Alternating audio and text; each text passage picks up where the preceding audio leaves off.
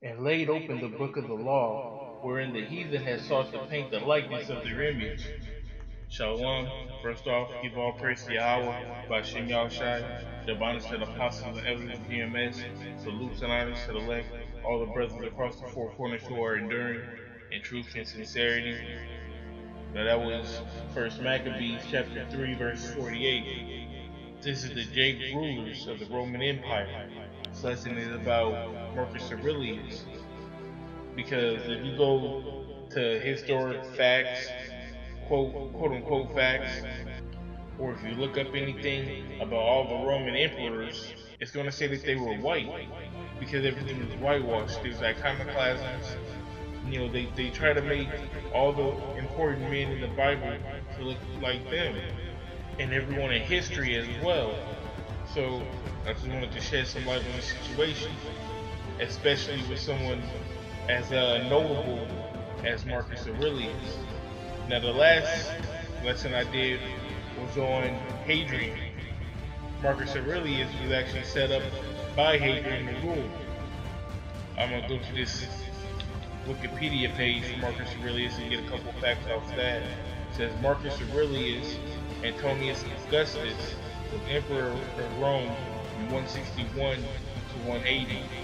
He ruled with Lucius Verus as co-emperor from 161 until Verus' death in 169. Now Verus was his so-called brother, I believe his adopted brother.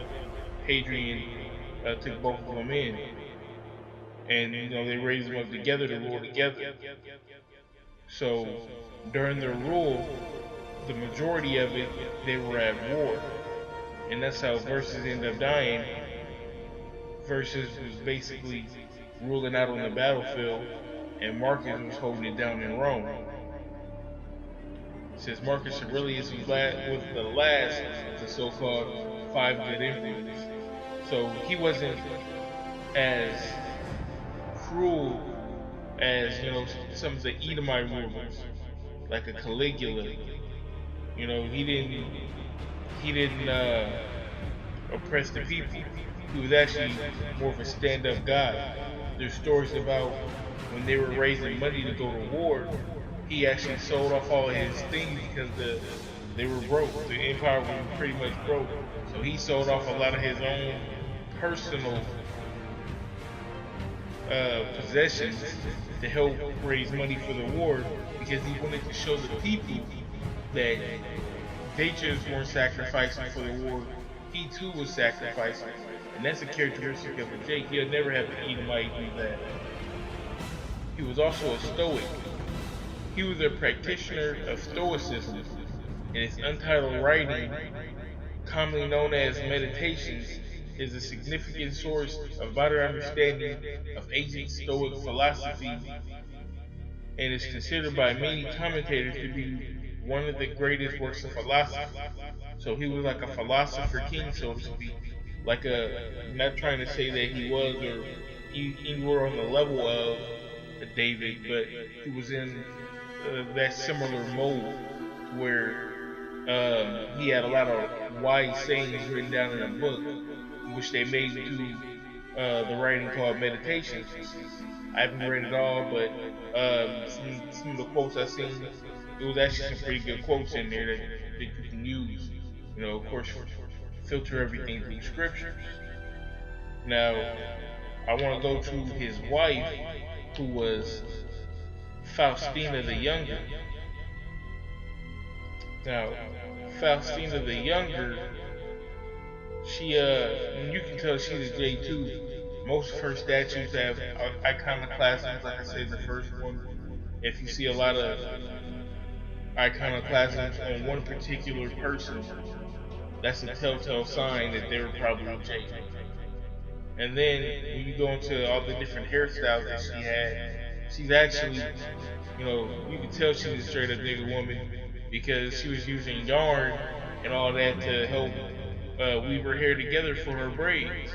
And what does the nigga woman do today? There's nothing new under the sun. She was one of the first ones to be doing that.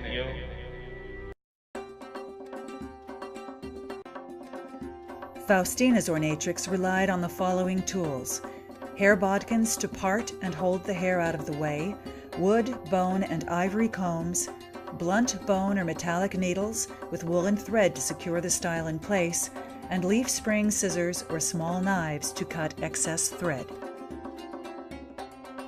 The chief components of the Capitoline hairstyle are a series of twists against the scalp, a pair of over-directed, asymmetrically augmenting overhand braids flanking the face, and a bun made of smaller braids sewn in. So, a little bit on her story, it says her great uncle, the Emperor Hadrian, had arranged with her father for Faustina to marry Lucius Versus. On the 25th of February 138, she and Versus were betrothed. Versus' father was Hadrian's first adopted son and his intended heir. However, when Versus' father died, Hadrian chose Faustina's father to be his second adopted son, and eventually he became Hadrian's successor. Faustina's father ended the engagement between his daughter and Versus and arranged for Faustina's betrothal to her maternal cousin, Marcus Aurelius. Aurelius was also adopted by her father. So that was an error in my mistake. I thought that they were adopted by Hadrian. They were adopted by her father, who was the previous emperor, Antonius Pius. Now, there's a lot of controversy on her death. Marcus Aurelius, toward the end of his life, he got sick, and he was out on the battlefield and was told that he was on his deathbed. She panicked. Well, I'll read it here, and then I'll give the sense of the story. It says, unfortunately, not much is survived from the Roman sources regarding Faustina's life, but what is available does not give her a good report. Cassius Dio and the Augustan history accuse Faustina of ordering deaths by poison and execution. She's also been accused of instigating a revolt of Aedius Cassius against her husband. The Augustan historian mentions adultery with sailors, gladiators, and men of rank. However, Faustina and Aurelius seem to have been very close and mutually devoted. So, with my understanding of it, she panicked when it was reported that he was going to die, and she feared that someone else was going to take over the kingdom, so she ran with power. And when they started conquering, he actually got better, and then they had to go to war against each other. But that's a nigga woman for you, complete lack of faith. That's another way you know that she's a nigga woman. And eventually Marcus Aurelius ended up putting her ass to death. Now Marcus Aurelius, as far as features go, you can look at him, you can look at his hair, look at his the nappiness of his hair, the nappiness of his beard, and just the breakdowns that he was given, man. The game that he was given is really the game that he was given is really to be admired.